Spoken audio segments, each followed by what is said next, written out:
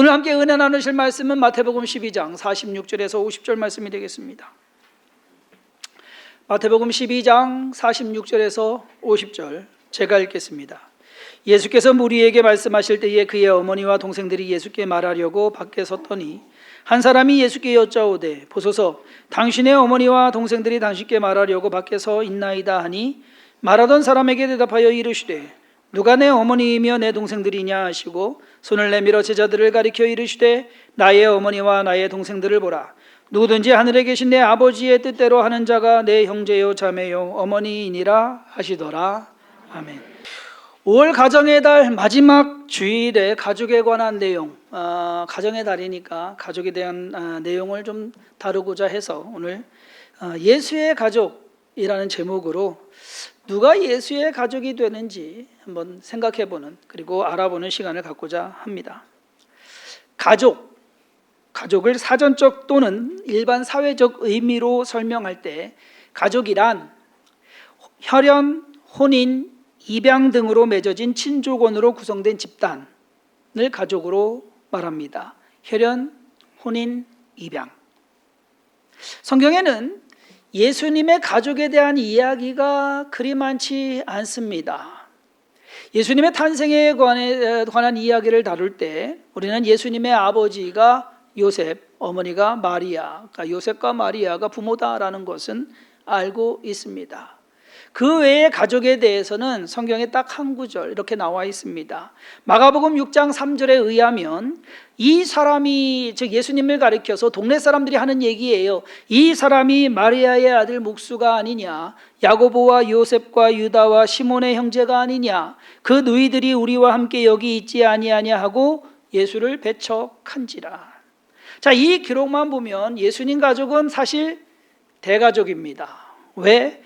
요셉과 마리아 그리고 예수님을 포함한 4명의 형제가, 남자 형제가 있습니다. 그리고 거기에다가 누이들이라고 복수형으로 했기 때문에 최소한 2명은, 그러니까 못해도 9명에서 그 이상이 예수님 가족이라는 거예요. 생각 안 해보셨죠? 그래서 일부러 오늘 설명드리는 거예요. 그러실 것 같아가지고. 9명이니까 엄청난 가족이죠. 대가족이라고 볼 수 있습니다. 거기에다가 예수님이 장남입니다. 그렇죠? 예수님이 장남인 거예요. 예수님 가족에 있어서 예수님은 장남으로서 역할이 사실상은 컸습니다. 클 수밖에 없었습니다. 그 이유 중에 또 다른 이유 중에 하나는 뭐냐? 아버지 요셉이 일찍 죽었을 가능성이 있습니다.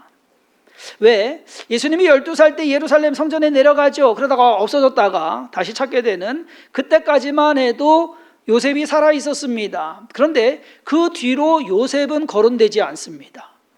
요셉의 이름이 안 나와요. 아버지 요셉에 대해서.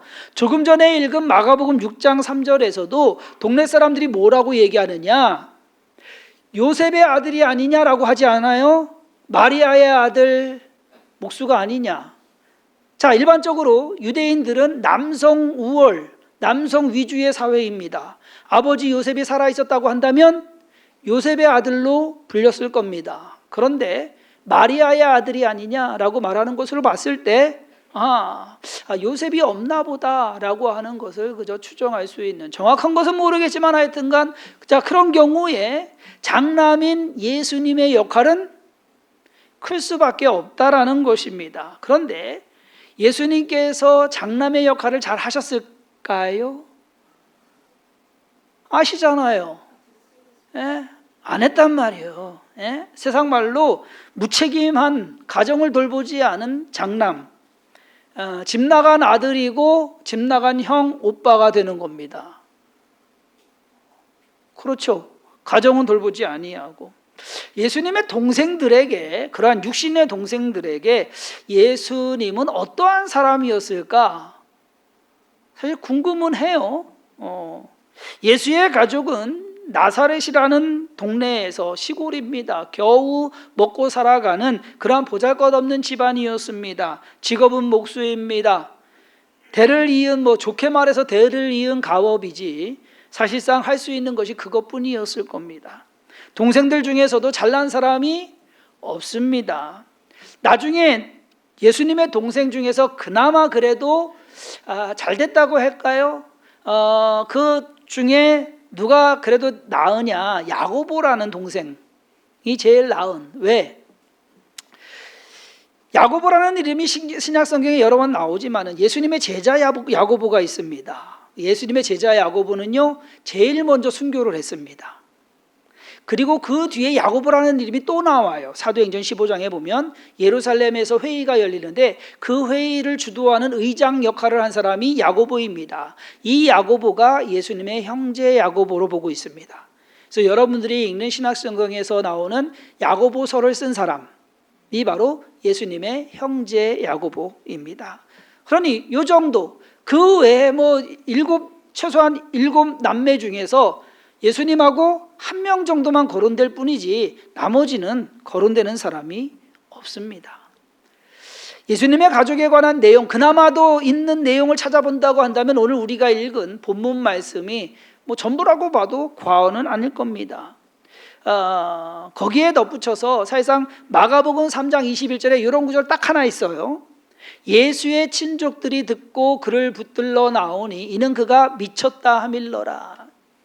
그러다 보니까 여기에서 이 친족들이라는 단어를 해석함에 있어서 어떤 목사님은 이제 동생들이 잡으러 왔다라고 하는 분도 있고, 어떤 분들은 가족들이 잡으러 왔다, 어떤 분은 친척들이 잡으러 왔다. 어쨌든 친족들이라는 단어가 헬라어의 개념에서는 가까운 사람들입니다. 그렇다고 하면은 가족이나 친척이나 이렇게 될 수도 있고요. 심지어 지지자들, 그리고 함께 하는 사람들, 이렇게 볼 수가 있습니다. 어쨌든 그 사람들에게서도 예수님이 미쳤다, 그러한 것으로서 이해돼 가지고서 잡으러 왔다라고 표현하는 걸 보면 가족들과의 관계가, 가까운 사람들의 관계가 그리 좋지는 않았다라고 볼 수가 있습니다. 어찌되었든 혈연적으로나 어떠한 관계적으로나 가까운 사람들에게 예수님의 인상, 우리가 생각하는 일반 가족의 개념에서의 예수님은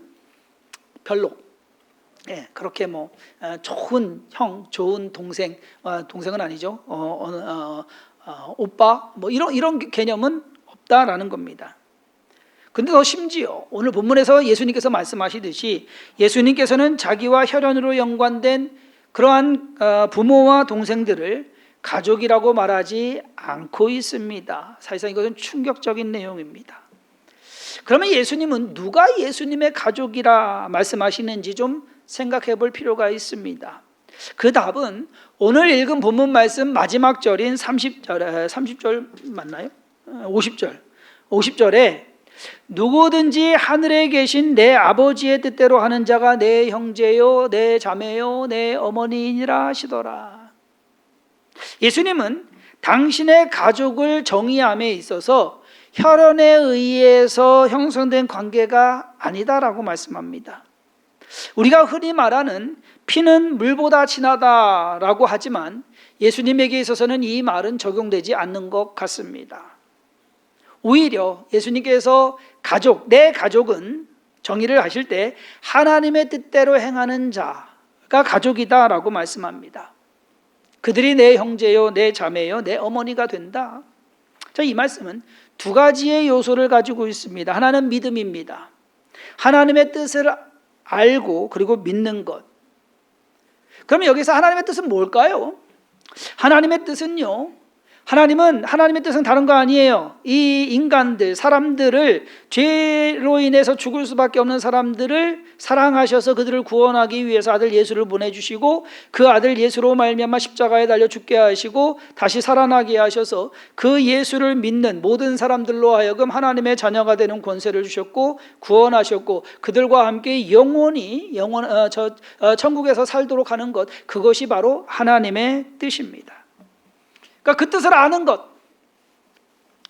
하나님의 뜻대로 사는 것, 그래서 그 뜻을 예수 그리스도로 말미암아 내가 구원받았다는 것, 그것을 믿는 것이 하나님의 뜻입니다. 두 번째는 뭐냐? 순종입니다.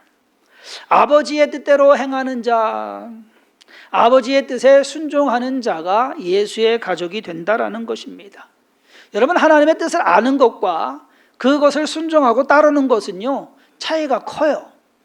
알기만 해서는 안 돼요. 아는 것을 실천해 나가야 된다라는 것입니다. 믿고 순종하는 것이 하나님의 뜻대로 행하는 것이다.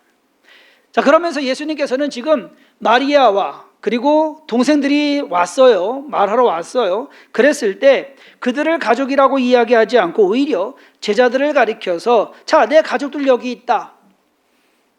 솔직히 듣는 진짜 가족들은 뭐 어떻게 생각했을까? 어쨌든 내 가족들은 여기 있다라고 하면서 내 제자들이, 그들이 내 어머니요 동생이다라고 말씀하고 있습니다. 왜 그럴까요? 제자들은 예수님의 말씀에 순종하며 따랐기 때문입니다. 그렇기 때문에 그들이 예수님의 가족이 되는 거예요. 자기들의 소유도 버리고 가족도 버리고 자기들의 꿈과 야망도 버리고 예수님께서 나를 따르라 라고 하시는 그 말씀 한마디에 믿고 따른 사람들이 바로 제자들입니다.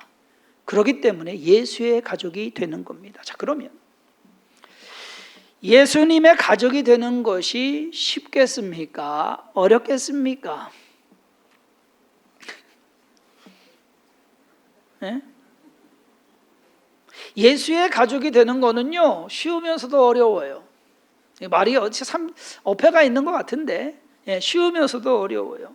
무슨 말씀이냐? 예수님을 따르겠다고 나서기는 쉽습니다. 하지만 예수님 말씀에 순종하면서 사는 것은 어렵습니다.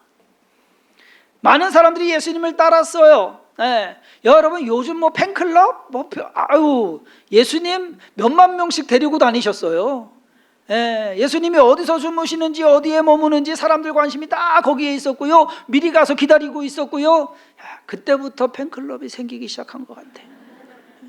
잠도 못 주무시게 식사도 못 하시게 하여튼간 엄청나게 예수님이 인기가 엄청 좋았습니다. 그런데 그 사람들 따라다니는 거는 좋았어요. 말씀을 들으니까 이해는 못하겠는데 좋고 듣기에 좋고 보니까는 뭐 병자들 고침받아요. 그러니까 와 신기한 거 보게 되고 예수님 따라가면 뭔가 콩고물이라도 떨어질 것 같은 그러한 기대 심리를 가지고 예수님을 따라다녔습니다. 문제는 그것이 오래 그리고 끝까지 가지 않았기 때문입니다. 많은 사람들이 예수님을 따라다니다 보니까 내가 생각했던 거하고는 다르네. 내가 기대했던 거하고는 다르네. 예수님이 이렇게 해줘야 되는데 저렇게 해줘야 되는데 그런 쪽으로는 예수님이 안 하시네. 예수님을 따르려다 보니까 생각했던 것보다 어렵고 기대했던 것과는 완전히 정반대의 그러한 모습을 보이기 때문에 사람들은 실망하고 떠난 겁니다. 가족이 될 수가 없는 거예요. 그들은 가족이 아니었었어요. 하나님의 뜻이 아닌 자기 뜻에 주님이 좀 맞춰주기를 바랬던 그러한 사람들이었습니다. 그러니 예수의 가족이 되는 것이요 쉬운 것 같으면서도 어려운 거예요. 자, 예수의 가족은 특이합니다. 왜? 분명히 우리는 가족을 혈연, 혼인, 입양으로 이루어진 관계다라고 말씀을 드렸습니다. 예수의 가족이 그런 건 아닌 것 같은데 성경에 나오는 모든 내용들을 종합해보면 이 모든 것을 충족하고 있습니다. 첫 번째 혈연입니다. 피로 이어지는 관계. 우리는 예수의 피로 이어진 관계입니다. 그렇죠. 저와 여러분들은 예수의 피로 동일하게 죄사함 받은 사람들이에요. 다른 피로서는 될 수가 없는 것입니다. 모두가 예수 피를 믿고 십자가에서 흘리신 예수의 피로 말미암아 내 죄가 사함받았다는 것을 믿고 그것으로 인해서 구원받은 사람들, 그렇기 때문에 가족이 되는 것이고요. 두 번째는 혼인. 혼인의 성격은 뭐냐 하면은요, 성경에서도 우리는 모두 예수 그리스도의 신부다라고 말하고 있습니다. 사실 여기서 말하는 신부의 존재는요, 교회예요. 교회는 예수 그리스도의 신부다라고 말하고 있습니다. 저와 여러분들이 교회 안에 있기 때문에 우리 또한 예수 그리스도의 신부가 되는 결혼의 개념이 성립이 되는 겁니다. 마지막으로 입양에 대한 가족도 마찬가지예요. 우리는 예수 그리스도로 인해서 죄사함 받고 하나님의 자녀가 되는 권세를 얻었습니다. 자녀가 됐는데 아바 아버지라고 부르면서 우리는 양자의 영을 받았다. 양자가 되었다라고 표현하고 있습니다. 사도 바울은 그렇게. 그러니까 예수의 가족은 저와 여러분들이 지금 육신의 가족도 있고요. 우리는 예수의 가족도 되는 거예요. 예수의 가족이 되었을 때 이 모든 것, 혈연, 혼인, 그리고 입양에 대해서 이 모든 것을 조건을 충족하더라라고 하는 것을 우리가 알아야 됩니다. 자, 중요한 것은 우리가 예수의 가족이면 가족답게 살아야 되는 건 아닙니까? 가족이라고 하면서 서먹서먹하고 서로 관심도 없고 관심 없는 것을 넘어서 서로 욕하고 비방하고 싸운다고 한다면 가족이겠습니까? 가족이라고 하면 가족답게 가족의 한 사람으로서 자기의 가족을 사랑하고 돌보고 돕는 마음과 그러한 행함이 있어야 되는 것, 그러한 것이 당연한 것 아닐까요? 얼마 전에 제 딸하고 한화 야구 경기를 보러 대전에 갔습니다. 딸하고 간다고 하니까 아들 녀석이 주변 맛집을 검색을 해줬어요. 이제 음식 밖에서 사갖고 이제 들어가서 딸이 물회를 먹고 싶다고 그래가지고서 물회집을 찾아가지고 가서 이제 물회 하나를 이제 주문을 하고 그 기다리는 동안에 제가 화장실을 갔는데 어떤 꼬마가 한 7, 8살 돼 보이는 것 같아요. 진짜. 근데 뭘 저기를 했는지 화장실 저기 이 쓰레기통 뚜껑을 닦고 있더라고. 그래서 얘가 뭘 흘렸나 보다. 그래도 아이 기특하지. 저기 하니까는 그걸 닦고 있구나라고 해서 생각하고 나왔는데 잠시 후에 그 꼬마가 이제 나오더니만 따라 나오더니만 손님들이 먹는 식탁 먹고 나간 식탁 있잖아요. 트레이 있잖아요. 이거 저기 이렇게 굴마 같은 거 그걸 갖고 오더니만 그거 담는 거예요. 야, 그 조그만 애가 고사리 손으로 그제서야 알았죠. 아, 이 집 아들이구나. 보면 알잖아요. 얘가 싫어서 하는 건지, 그래도 마음이 있어서 하는 건지 여러분 보면 알잖아요. 남의 집 아들이 화장실 뭐 쓰레기통 닦고 식탁 정리합니까? 큰일 나죠. 그렇게 하기도 그렇고 하는 아이도 없고 가족이니까 하는 거 아닙니까? 그 식당이 이제 오픈한 지 얼마 안 됐어요. 그랬는데 부모가 시켜서 하는 것인지 아니면 그것을 하면 용돈을 얼마 주겠다고 해서 조건을 걸어서 하는 것인지. 근데 그건 아닌 것 같아. 왜냐하면은 이 그릇을 치우다가 거의 이제 그때 이제 지난주에 저 휴가 갔을 때 오후 5시 토요일 날 이제 5시 경기거든요. 4시 한 50분쯤 되니까 전에 그 게임 그 TV에 재방한 거 틀어놓고 있다가 5시쯤 되니까 얘가 채널을 돌리더라고. 그러니까 이게 몸에 어느 정도 밴 거야. 그래서 순수한 마음에 그냥 엄마 아빠 돕고 싶은 마음에서 그렇게 하는 것, 그 집 아들이니까 가족이니까 한 거 아닐까요?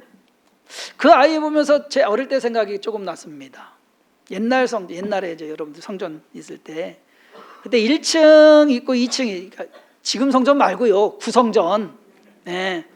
1층 있고 2층 있을 때 저 국민학교 1, 2학년 때 그때 이제 있을 때 1층이 베들레헴 성전이었고 2층이 예루살렘 성전이었습니다.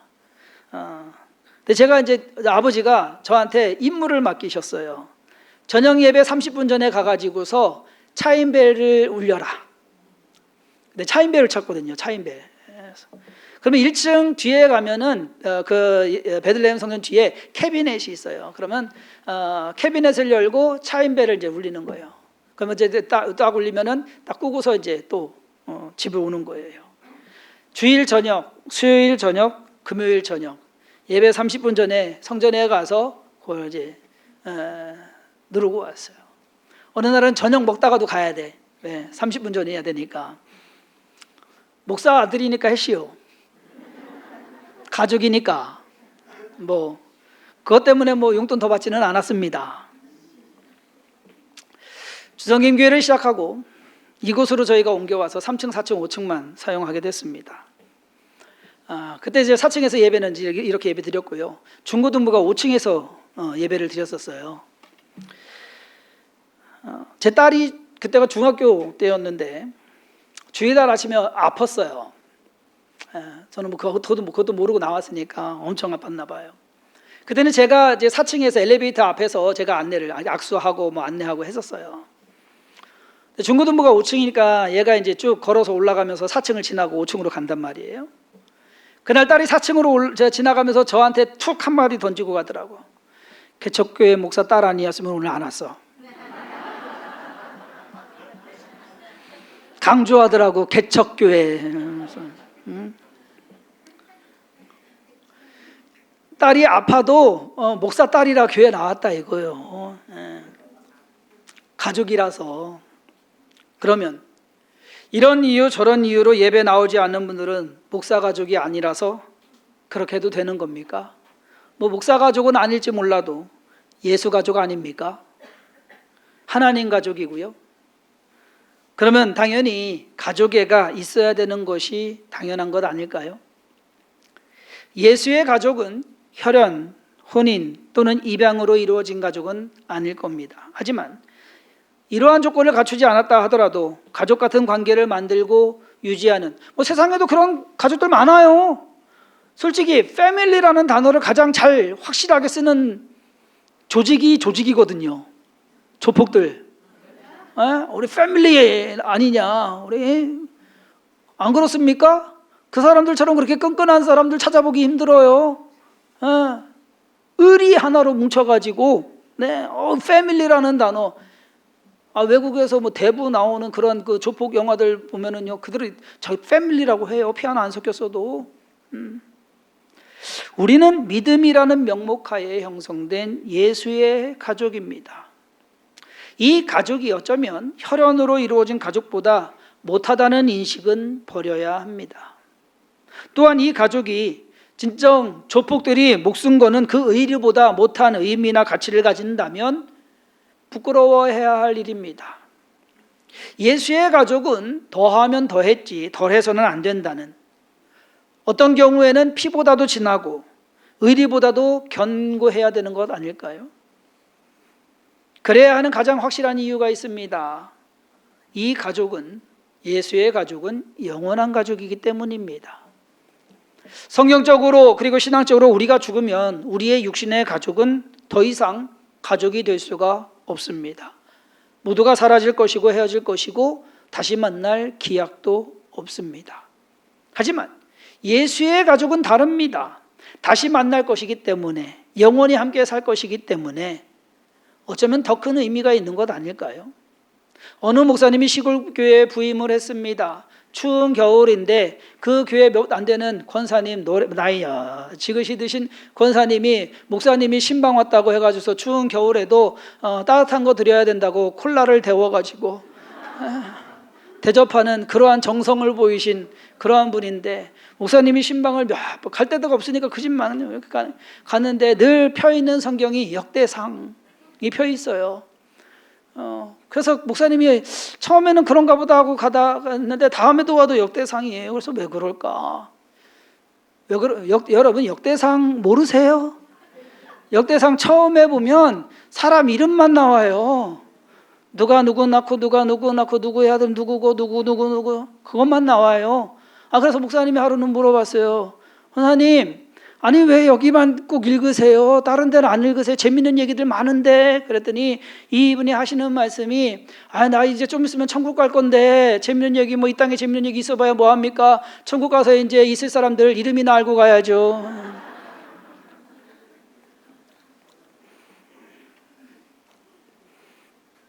이 땅에서 함께 사는 가족도 목숨 걸고 지켜야 하고 아껴야 하고 애써야 하는데, 영원히 함께 살 가족에 대해서 우리가 소홀히 여기고 관심도 없고 사랑도 없다면 큰 문제 아니겠습니까? 우리가 가족에 대한 개념에서 다시 곰곰이 생각해 봐야 할 것이 있습니다. 가족은 혈연, 결혼, 그리고 입양으로 이루어진 공동체라고 말을 하는데, 그러면 혈연, 결혼, 입양이 가족을 이루는 가장 근본적인 요소가 되는 것이냐? 아니다라는 겁니다. 가족을 형성하는 가장 기본적이고 근본적인 요소는 사랑입니다. 이 세상 최초의 가족 아담과 하와는 피를 나눈 사이가 아닙니다. 서로 다르게 만들어졌습니다. 두 사람은 이런 식으로 하면은요 가족이 안 돼요. 근데 결혼했잖아요. 근데 결혼한 거 왜 결혼했어요? 사랑해서. 아담이 홀딱 반했잖아요. 이는 내 뼈 중에 뼈요 살 중에 살이라 홀딱 반해가지고 사랑이 있기 때문에. 사랑이 가족을 이루는 가장 기본적이고 근본적인 요소라는 사실을 간과해서는 안 됩니다. 그저 피가 섞였다는 이유만으로, 그저 법적으로 결혼하고 입양했다는 그러한 서류상의 이유만으로 가족이 되는 것은 아닙니다. 그 밑바닥에 사랑이 있어야 합니다. 사랑이 없으면 자기가 낳은 자녀도, 피를 나눈 형제도 말 그대로 남보다 못한 그러한 가족이 될 수 있기 때문입니다. 그러므로 일단 우리는 우리의 육신의 가족이 있습니다. 육신의 가족 사랑해야 되고 아껴야 되고, 이것 또한, 이 가족 또한 하나님께서 만드신 가족 아닐까요? 여러분들 부모님 택하고서 이 땅에 나오신 분 없어요. 여러분들 자녀들 낳을 때 골라서 자녀들 낳으신 분 없어요. 하나님이 너네는 이렇게 살아라, 하나님이 맺어준 관계예요. 우리가 정한 것이 아닙니다. 하나님이 맺어준 관계예요. 그러기 때문에 육신의 가족도 소중히 여겨야 되고, 그리고 사랑하고 아껴야 됩니다. 마찬가지로 거기에 대해서 저와 여러분들은 예수의 가족입니다. 두 가족 모두가 소중하다라는 거예요. 이 세상에서 가장 행복한 사람이 누군지 아십니까? 육신의 가족과도 좋은 관계를 유지하며 행복한 사람, 동시에 예수의 가족으로서도 소속감을 가지고 자기의 역할을 잘 감당하는 사람, 이러한 사람이 행복한 사람이에요. 많은 것을 가지고 많은 것을 누리면서 서로 집안끼리, 형제끼리 싸우고 다투고 하는 그러한 모습이 행복한 사람이 절대가 될 수가 없습니다. 주성김교회 성도님들 모두 그러한 가족, 육신의 가족도 좋은, 그리고 예수의 가족으로서도 감사한 그러한 가족을 이루어 가시기를 간절히 소망합니다. 그렇게 하기 위해서는 노력해야 합니다. 아기를 낳았다고 해서 자동적으로 부모가 될지는 모르지만 가족으로서의 부모와 자녀가 되기 위해서는 노력해야 합니다. 여러분, 노력하지 않고서는 행복한 가정 이루어갈 수가 없습니다. 결혼식 하면 부부가 됩니다. 부부가 됐다고 해서 행복이 저절로 옵니까? 아닙니다. 진정한 가족이 되기 위해서는 서로의 노력이 있어야 되는 것입니다. 우리가 예수를 믿음으로 하나님의 자녀가 되었습니다. 그러면 이 가족 또한 교회 등록했다고 해서, 이름 등록했다고 해서 모든 것이 다 끝나는 것이냐? 서류상, 표면상 가족은 될 수 있겠지만 진짜 가족은 아니지 않느냐? 진짜 예수의 가족이 되어야 되는 것 아니겠습니까? 하나님의 뜻대로 행하는 자. 부디 우리 주성김교회 성도님들은 예수의 가족으로서의 명예와 긍지를 가지고 서로 사랑하면서 영원한 가족을 잘 챙겨가면서 또 믿음의 삶을 살아가시기를 주님의 이름으로 축원합니다. 기도하겠습니다. 하나님께서 우리를 택하시고 하나님의 자녀 삼으셨습니다. 하나님의 가족입니다. 예수 그리스도의 형제요 자매입니다. 그것이 얼마나 소중한 것인지 우리로 하여금 깨달아 알게 하시고 믿음의 삶을 살아가게 하여 주옵소서. 거저 주어진 것 같지만 이것이 절대 값싼 것은 아니다라는 것을 우리가 깨닫고 서로 사랑하며 서로 아끼며 서로 도와가며 서로 함께 기대어가며 살아가는 인생 되게 하여 주옵소서. 언젠가 우리가 저희 영원한 천국에 이를 때 모두가 가족으로서 만나게 될 것입니다. 그러한 의미를 우리가 깨달아 알게 하시고 감사하며 믿음의 삶을 살아가게 하여 주옵소서. 예수님의 이름으로 축복하며 기도사옵나이다.